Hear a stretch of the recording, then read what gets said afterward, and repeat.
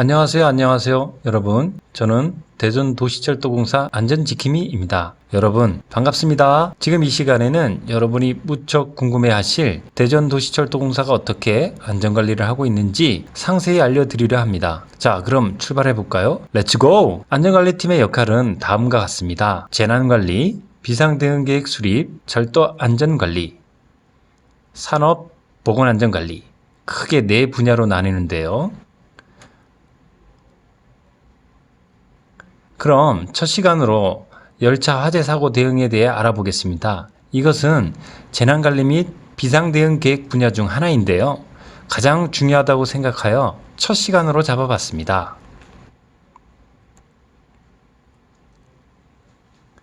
보시는 사진은 우리나라에서 발생된 지하철 대형 사고인데요. 안타깝게도 많은 인명과 재산 피해를 준 열차 화재 사고입니다. 다시는 이런 일이 발생되지 않아야겠죠. 이렇게 큰 대형 사고를 재난이라 칭하는데요.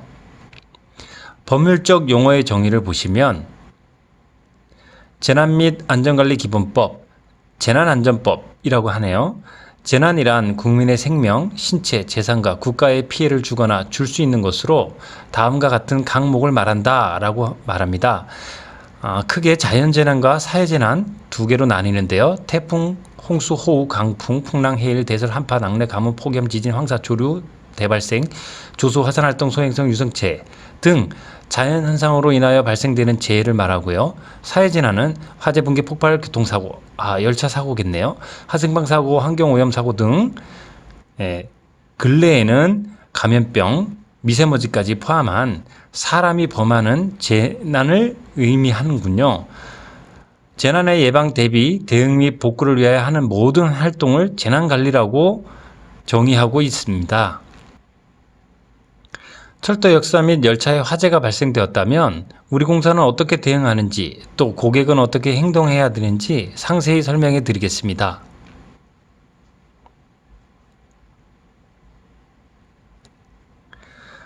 철도 역사 및 열차에 화재가 발생되었네요. 자, 여러분 침착하게 행동하세요. 모든 상황은 여러 명이 있다고 가정하에 말씀드리겠습니다.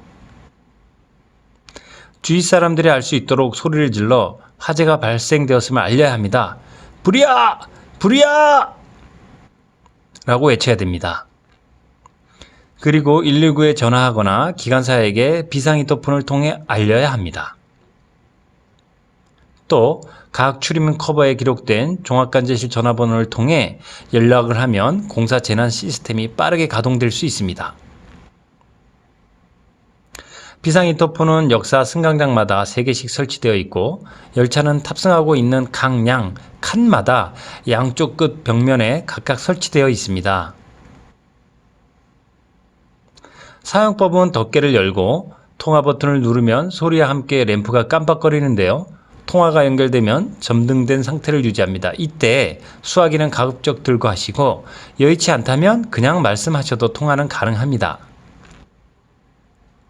가장 중요한 것은 현재 상황과 위치를 또박또박 전달하는 것이 중요합니다. 119에 직접 전화한다면 열차 위치와 진행 방향을 정확히 알려야 합니다. 열차 비상인터폰은 운전실의 기관사와 연락이 되고 만일 기관사와 연락이 되지 않는다면 종합관제실의 관제사에게로 자동으로 연결됩니다. 승강장 내 비상인터폰은 영문실로 연락이 됩니다. 화재 신고와 초기 진화는 동시에 이루어져야 합니다. 이때 서로서로 협력하여 화재의 확산을 막아야 합니다. 가장 중요합니다. 보시는 사진은 우리 공사가 제공한 시민주도형 재난대응 프로그램 중에 하나인데요. 안전체험 열차라고 합니다. 아이들의 모습이 늠름하죠? 또 시민안전지킴이라는 프로그램이 있는데요. 45명을 위촉하여 공사의 비상상황에 시민이 직접 대응할 수 있도록 정책 참여 가능케 한 프로그램입니다. 고객의 구체적인 행동 요령에 대해서 말씀드리겠습니다. 기관사 및 소방관이 도착 전까지 소화기를 이용하여 완전히 화재를 진화하고 잔불로 인한 재점화를 막기 위해 열차가 안전한 인접역까지 도착할 수 있게 자리를 지킵니다.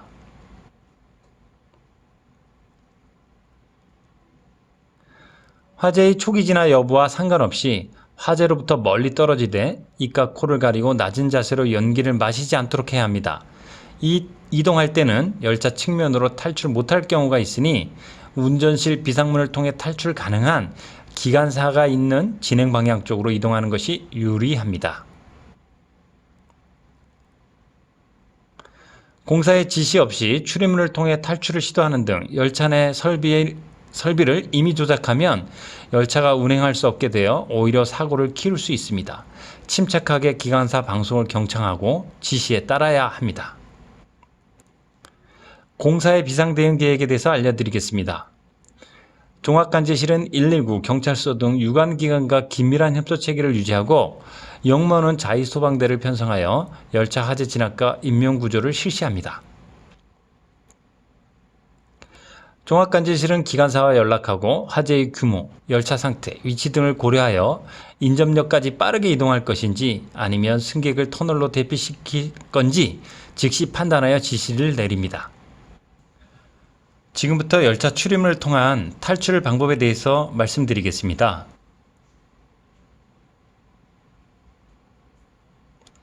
고객이 승차하고 있는 해당량 칸에 좌우측 출입문이 각각 4개가 설치되어 있는데요. 우측 상단에 수동으로 출입문을 개방할 수 있는 비상 핸들이 설치되어 있습니다. 공사에 탈출 지시가 있을 경우 비상핸들 덮개를 몸쪽으로 살짝 당겨 올려 개방한 후 빨간 손잡이를 시계 방향으로 딸깍 소리가 날 때까지 강하게 힘을 주어 돌립니다. 그리고 출입문을 좌우로 밀고 개방하여 탈출합니다. 이때 승강장일 경우는 승강장 안전문이 하나 더 있는데요. 보시는 것과 같이 침착하게 승강장 안전문 비상 레벨을 아래로 내리고 출입문과 동일하게 좌우로 밀어 탈출합니다.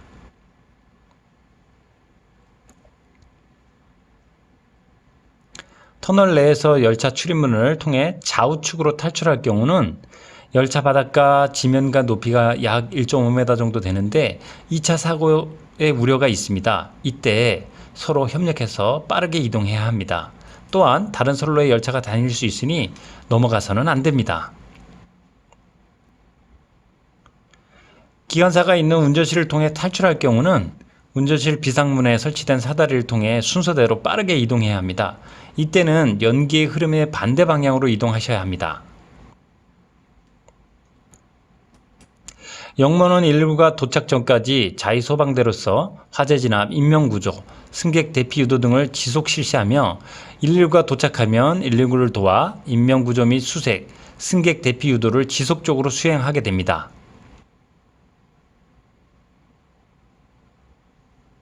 이렇게 해서 화재 진압과 인명구조가 완료되면 사고 조사 후 복구반이 투입되어 토목 건축, 기계 전기 신호통신 차량 시설물에 대해서 복구를 실시합니다.